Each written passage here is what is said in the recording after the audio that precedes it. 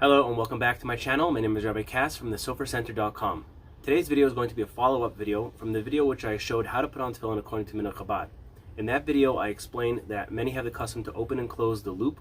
The Chabad knot is unique in the sense that the loop can actually be adjusted. So that's what we're going to be covering in today's video. So this is what the knot looks like closed, and this is what the knot looks like opened.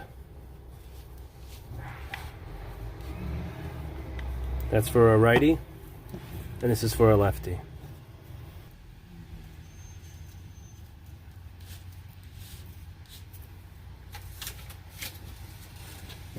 So many in Chabad have the custom that after they make the bracha, they will tighten it on the arm like this. So we're pulling from this side over here, which what that does is it actually tightens up the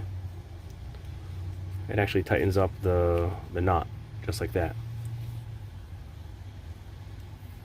Same thing for a lefty.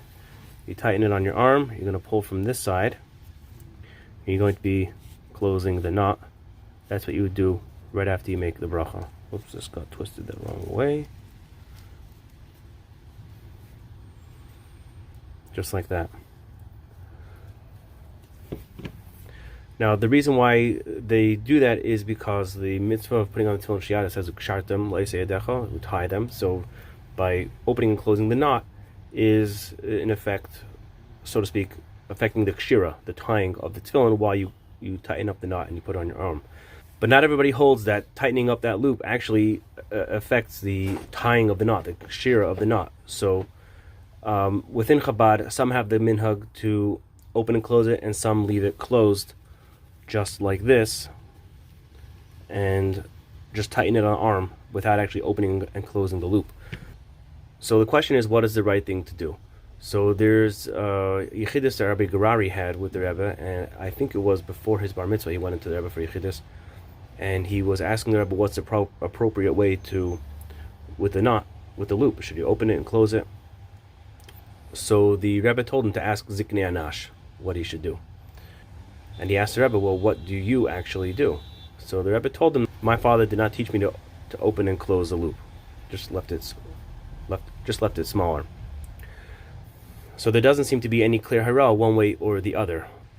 But I will tell you from a practical sense that the opening and closing of the kesher does wear down the Retzuah quite a bit, because it's constantly being rubbed through the knot as you open and close it. Also, sometimes if it's not cleaned properly inside the mavarta, it could scrape it as it's being pulled through. And I find that the Retzuah that is being opened and closed constantly tends to wear out a lot faster than should the Retzuah just be left at a smaller size loop just like this. Also, it's very important that if you do find yourself with the minhag to open and close the kesher, so the kesher has to be open before you make the bracha. That way when you're making the bracha, you're immediately tightening up the kesher to start putting on the tefillin. You don't want to make the bracha and then open up the kesher afterwards, and then make it, because that could be a hefsek. So the loop has to be open before you start the bracha. Whether you should open the knot immediately before making the bracha, let's say before you put on the tefillin, you open the knot and then you make the bracha and close the knot, or whether it's better to open the knot when you're done davening the day before and put it away with the loop open, seems to be not so clear what's actually preferable. But in either way, you have to make sure that the loop is open before you actually make the bracha. So that's something else that you have to keep in mind. Now, whether you have the custom to open or close the loop, you have to understand what's unique about the Chabad knot. The uniqueness of the Chabad knot is that if you didn't have this Retzuah going through the loop, then this loop here would dissolve into itself. I'm actually going to show you what that would look like.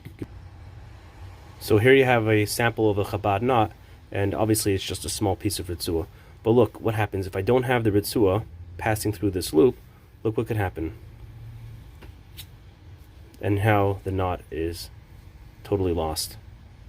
So different than other knots, the Chabad knot has the unique quality that the mere fact that this Retzuah is passing through the loop, that holds the knot intact. Because if not for this Retzuah here, like I showed you on the sample, this loop would fall into the knot itself. So whether you open and close the knot, the fact that you're tightening the Retzuah on your arm with this Retzuah, you're tightening this on your arm, that in effect is strengthening the knot, because without this, the knot would be dissolved. So just keep that in mind whether you decide to open and close the loop, because somebody might think, well, what's the point of having Chabad knot if you're anyways not opening and closing the loop, right? What's the point of the Chabad knot if you're not opening and closing it? Well, just the mere fact that you have that knot and the way it's constructed, the way it's made, fulfills that purpose, that when you tie it on your arm, you are actually holding and creating and strengthening the knot, so to speak. The other thing I will mention, as far as the Chabad knot is concerned, if you don't understand the mechanisms and the way it works, a lot of times I have people come into the office and the Retzuah will be like this, choked and squished, and they can't pull this out and they can't get it on their arm. It's just impossible. It's either choked this way or it could be choked the other way, and they find it very difficult to put on the tefillin. So let me show you how that could look. It can go the other way also, just like this. It could be extremely choked, and just you can't slide the Retzuah on, out. It becomes impossible.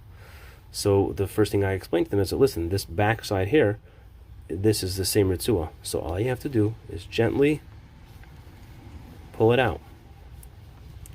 And when you put the tefillin on your arm, you don't have to pull it so tight. It's, you have that loop there, the size of the Retzuah, tighten it and pull it over your arm. Okay? That's what needs to be done. So if you find yourself with a Chabad knot and it's really, really tight, the loop, all you have to do is simply loosen the loop just a little bit. And of course, whatever I'm saying here for the righty tefillin applies for the left-handed tefillin as well. I don't think I need to show you everything I showed you on the righty for the lefty as well.